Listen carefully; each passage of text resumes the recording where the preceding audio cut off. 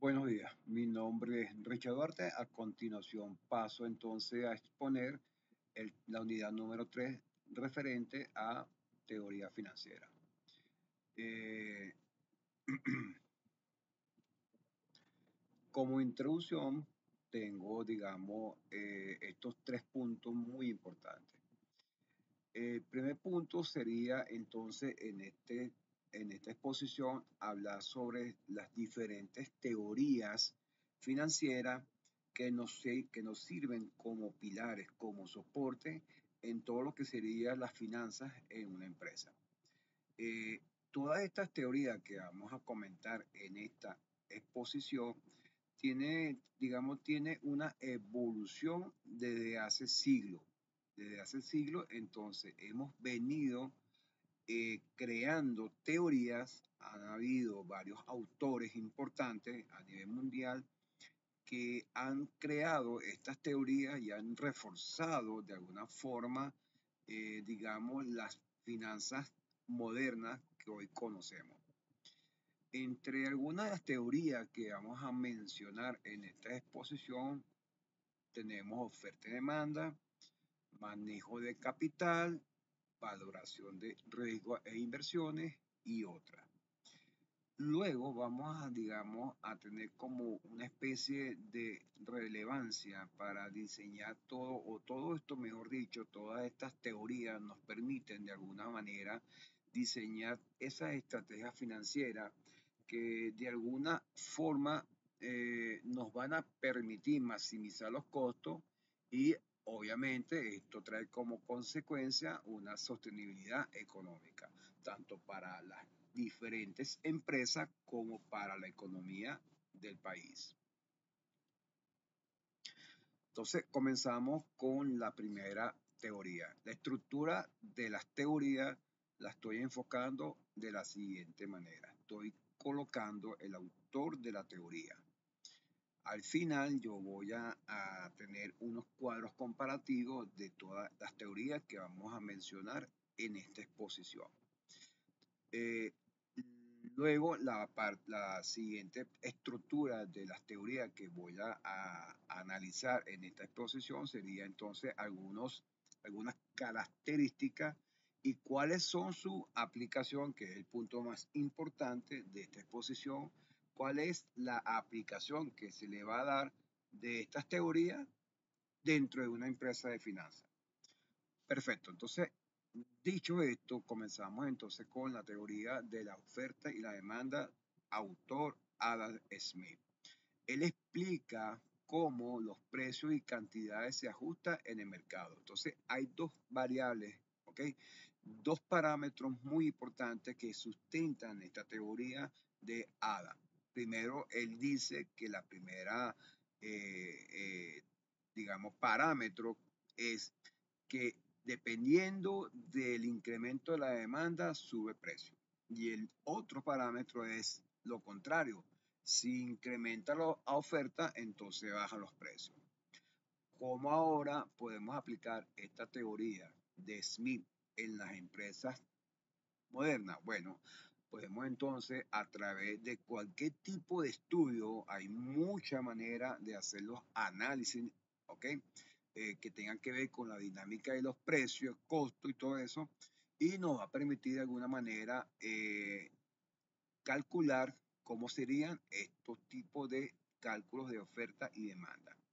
Y obviamente podemos aplicar esta teoría para lo que sería la estrategia de producción y comercialización.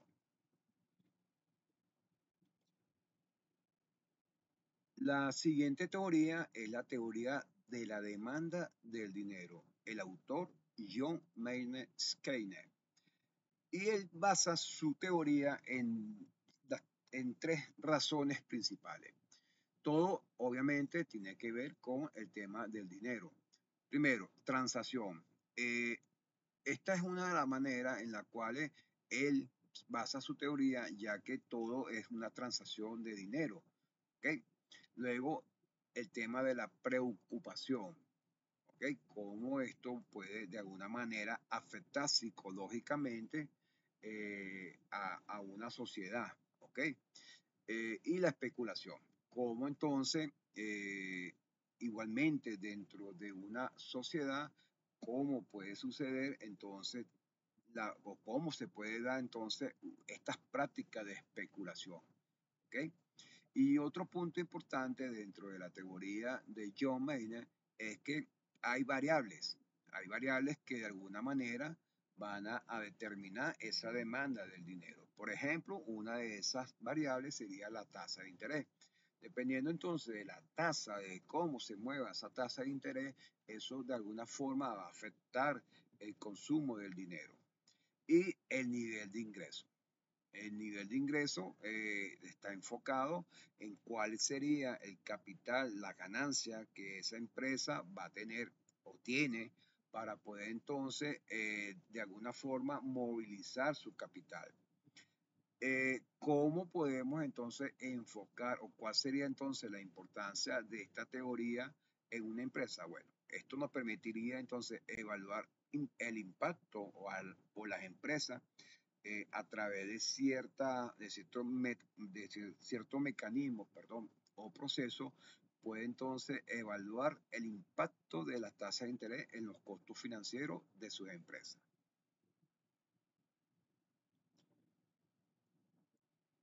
Otra teoría que vamos a tratar en esta exposición sería la teoría del interés, una teoría muy importante en boga en la actualidad, y el autor es el señor Keynes. Él habla, perdón, él habla sobre el equilibrio entre el ahorro y la inversión. Entonces existe ese balanceo, esa balanza entre lo que sería el ahorro y la inversión. Él dice que a alta tasa de interés eso fomenta el ahorro. Claro, si yo tengo entonces, si una entidad financiera me proporciona a mí un alto índice de interés, yo entonces como ciudadano, como empresa, seguramente coloco parte de mi ganancia en esa institución con la finalidad de obtener unas ganancias mínimas, pero sustanciosas al final por la tasa de interés. Y a baja tasa de interés incentiva la inversión. Entonces, bueno, efectivamente, yo como pequeño comerciante, mediano comerciante, veo que no me conviene, o sea, veo que si las tasas de interés son buenas, son bajas, entonces, bueno, yo lo que hago es invertir, ¿ok? Esto puede ser aplicado a nivel corporativo o a nivel empresarial para digamos, varias cosas, pero dos puntos importantes. Primero, para el cálculo del costo del capital, que sería, digamos, una herramienta importante en lo que sería la finanza de una empresa. Y otro punto importante que yo puedo utilizar esta teoría es para tomar decisiones sobre fuentes de financiamiento. Entonces, como se esté fluctuando esa tasa de interés a nivel de bancos centrales, a nivel de entidades bancarias, yo tomaré decisiones, ¿okay? Como empresario, a ver cuáles serían entonces las posibles, digamos, propuestas de financiamiento que yo vaya a solicitar o que me vayan a otorgar, pues, esas instituciones bancarias. ¿Okay?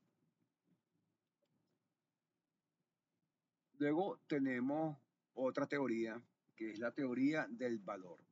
Esta teoría, el autor es el señor Irving Fisher. Y él dice que el valor de un activo va a depender entonces de los flujos futuros descontados. ¿Okay? Entonces, dependiendo entonces de esos valores, ¿okay? De activos, porque estamos hablando de los activos, ¿okay? Entonces van a asistir, digamos, esos flujos, ¿okay? Descontados que de alguna forma me van a permitir tomar decisiones para comparar alternativas o tener, digamos, o poder calcular o proyectar alguna rentabilidad en algo, en un producto, en un servicio, etcétera. Luego viene otro punto importante que sería central para la valoración. ¿Okay? Entonces esto me permite crear proyectos, empresas, ¿okay? Y activos financieros. ¿Cuál sería su beneficio o cuál es, digamos, el uso o la importancia de esta teoría, perdón, en el mundo empresarial? Bueno, me sirve para comparar alternativas para maximizar la rentabilidad. ¿Ok? Sigo. Vamos ahora a hablar un poco sobre una teoría muy importante, un poquito más compleja porque estamos hablando de una teoría que tiene que ver con la estructura de capital. Entonces aquí ya estamos hablando de que no solamente voy a contar con lo que yo voy a, o sea, como yo como empresario tengo, sino que ahora tengo que tomar otros parámetros externos, ¿ok? Porque aquí ahora tengo que estar pendiente digamos, de hacer mi estructura de capital en base entonces a lo que está sucediendo en un país. Cómo se está comportando el impuesto, cómo se está comportando la inflación, el dólar, o sea, no es solamente a lo interno, sino que ahora tengo que mis procesos internos, digamos, sincronizarlos, por decirlo de alguna forma, con lo que está sucediendo en el país, cómo se está comportando ese impuesto, si el impuesto bajó, si se mantiene, todos esos parámetros son importantes determinar en esta teoría. Entonces, los autores de esta teoría son el señor Modigliani y el señor Miller. Ellos hablan sobre el mercado perfecto y allí dicen que es, digamos, una mezcla entre lo que es la parte de la deuda y el capital propio. O sea, eso no afecta el valor de la empresa. O sea, la mezcla entre deuda y capital propio no afecta el valor de la empresa. Y otro punto, característica importante de esta teoría es el mercado, o sea, cómo serían los mercados reales. Entonces son factores como lo que yo acabo de comentar, o sea, si mi factor impuesto real, ¿ok? Que es un, digamos, es un parámetro externo de mi empresa, pero que yo tengo que tomar en consideración para todo lo que sería la estructura financiera de mi capital, ¿ok? Entonces, esos factores como el impuesto y costo de quiebra son relevantes, que yo tengo que tomar en cuenta. Eh, Puedo también aplicar esta teoría para diseñar estructuras financieras óptimas, ¿ok? Claro, óptimas, ¿por qué? Porque yo tengo todos los parámetros, tanto internos como externos. Tengo entonces bien centrada cómo se está comportando el Banco Central, cómo se está comportando la geopolítica, cómo se está comportando todo lo que es impuesto, etcétera, etcétera. ¿Ok? Ok, seguimos. Vamos ahora a hablar un poco sobre lo que sería la teoría de la valoración de opciones.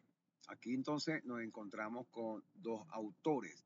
Estamos hablando del señor Black y el señor Scholl. Ellos crearon, más que todo, más que una teoría, crearon un modelo matemático para valorar lo que serían los derivados financieros. Fíjense que están usando derivadas, o sea, perdón, están usando el término derivado, o sea, que ellos están tomando muchas aristas para crear entonces este modelo, ¿ok? ¿Qué están tomando ellos como punto clave para su modelo? Bueno, la volatilidad, cómo está, cuál sería el riesgo, ¿ok? A nivel social de cómo se comporta la parte de la volatilidad, el tiempo, los precios de activos y subyacentes. ¿Cómo podemos aplicar esta teoría? Bueno, podemos aplicarla tomando decisiones estratégicas bajo incertidumbre. Entonces, fíjense que, eh, como su palabra lo dice, es una teoría basada en opciones. ¿Ok? Por eso se crea un modelo. Y en este modelo pueden existir muchas herramientas que nos permitan de alguna manera tener esas proyecciones o esas predicciones y bueno, me permita a mí como empresa tomar decisiones estratégicas bajo esa certidumbre, volatilidad, tiempo y precios subyacentes.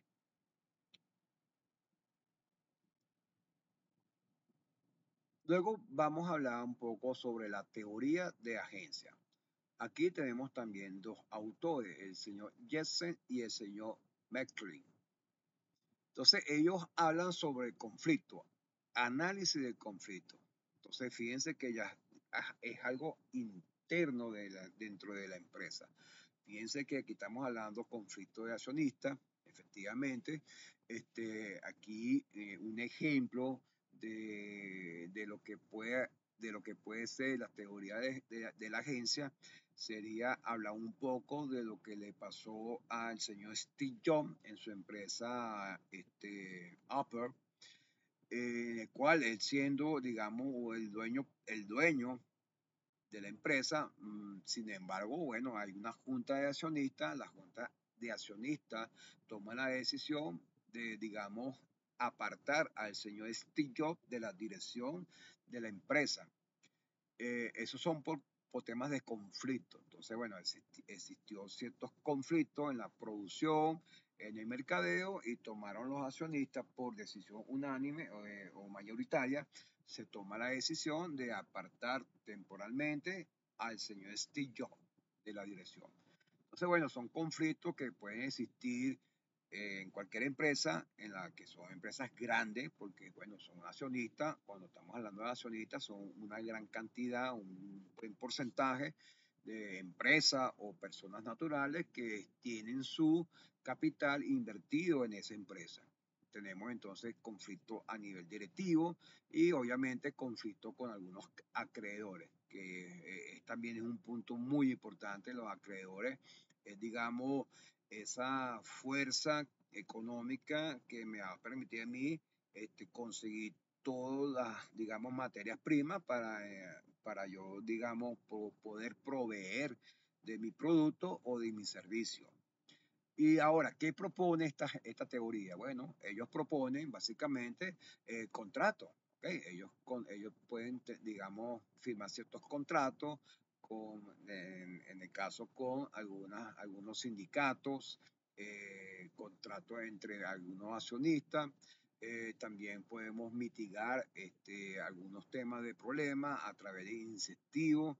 Y bueno, obviamente la parte de la supervisión es algo muy importante. Eh, ¿Cómo ahora podemos aplicarlo en una empresa financiera o una empresa, pues X? Ok, creando lo que sería o lo que se llama o lo que está hoy en boga, que sería la gobernanza corporativa eficiente. Entonces, ¿qué son estos? O gobernanza es, digamos, sería la manera en cómo se va a gobernar esa empresa. ¿Cuáles serían todas las políticas? ¿Cuáles serían su visión, su misión? ¿Cuáles son sus estrategias prioritarias, etcétera, etcétera? Toda una serie de, digamos, de normas, ¿ok? Porque estamos hablando de algo de gobernanza, ¿ok? Estamos entonces creando políticas, normas que nos van a permitir tener un control eficiente, ¿okay?, de mi corporación. Esto aplica más que todo en empresas corporativas, empresas grandes. ¿Ok? Luego tenemos la teoría del comportamiento financiero. Entonces aquí igualmente tenemos dos autores. Estamos hablando del señor Kahneman y el señor Tversky. Ellos hicieron un estudio, ¿okay? Fíjense que está más que todo orientado, más que toda la parte filosófica, porque estamos hablando del comportamiento, pero estamos hablando también del sesgo cognitivo, o sea, cómo piensa, cómo se estaría pensando para entonces gestionar todo lo que sería el tema financiero en una empresa. ¿Cómo serían las emociones? Estamos viendo entonces que esta teoría es algo más filosófica. ¿Y cómo afectan esas decisiones financieras? ¿Dónde podemos aplicar esto? ¿O cuál sería la importancia? Bueno, mira, aquí podemos entonces mitigar decisiones irracionales y gestionar los riesgos. Obviamente, este tipo de teoría en la actualidad se está, digamos, sus procesos, su desarrollo se está haciendo con modelos predictivos, utilizando inteligencia artificial, todo lo que sería lo que es la ingeniería de datos, creaciones de modelos matemáticos, etcétera, bueno, que permitan de alguna manera conseguir cómo, digamos, a nivel empresarial, ese comportamiento financiero no afecte en lo que serían las emociones y lo que sería la parte cognitiva de los dueños, de los empleados. ¿Ok? Entonces, bueno, es una teoría muy, muy importante. Ok, aquí entonces, como les comenté, estamos hablando de una tabla comparativa. La estructura de esta tabla es la siguiente. Entonces tenemos como título, aquí se va a colocar las diferentes teorías, aquí en años. Por ejemplo, fíjense que en lo que sería oferta y demanda, no hay, digamos, una fecha específica, simplemente los estudios, las investigaciones arrojan que nace en el siglo XVIII, ¿ok? Y bueno, el autor es Adam Smith, ¿ok? Bueno, aquí hay una descripción del principal de esa teoría, un poco de lo que ya hemos comentado, para no hacer larga la presentación, no voy a volver a repetir lo que ya he comentado, pero lo importante de esta tabla es que me muestra, me enfoca, digamos ya de manera sintetizada, todo lo que he estado comentando en las láminas anteriores. Entonces, bueno, la estructura es la siguiente. Teoría, año, autor, sus características principales y cuál es su relación e importancia con las finanzas empresariales. Aquí entonces en esta primera lámina muestro las primeras 4 teorías y aquí en la segunda muestro las últimas 4. ¿Ok? Aquí, bueno, fíjense que ya son teorías más actualizadas. ¿Ok? Y para concluir esta exposición, tenemos 3 puntos muy importantes. Entonces, bueno, ¿qué tratamos en esta exposición? Bueno, aquí lo que hicimos fue mostrar, señalar, analizar, desarrollar todo lo que fueron las teorías financieras esenciales. ¿Para qué? Para tomar decisiones estratégicas, para enfrentar, digamos, procesos complejos o dinámicas económicas complejas, y esto va a permitir de alguna forma tomar decisiones dentro de una empresa, ya sea grande o pequeña. Otro punto importante de nuestra exposición es que fue un enfoque enfoque como la teoría de agencia y comportamiento financiero destaca la importancia de factores internos y psicológicos. Estamos hablando de las últimas 2 teorías que hablamos. ¿Okay? Entonces, bueno, me pareció muy importante tomarla en cuenta porque, bueno, ya tiene que ver algo con la parte psicológica, filosófica, ¿ok? Y el tercer punto, estamos entonces eh, creando herramientas que permitan maximizar el valor corporativo y garantizar la sostenibilidad, que es lo que realmente le interesa a cualquier empresa, que se mantenga y se vaya sosteniendo económicamente en el transcurso del tiempo. Bueno, hasta aquí mi exposición. Muchas gracias.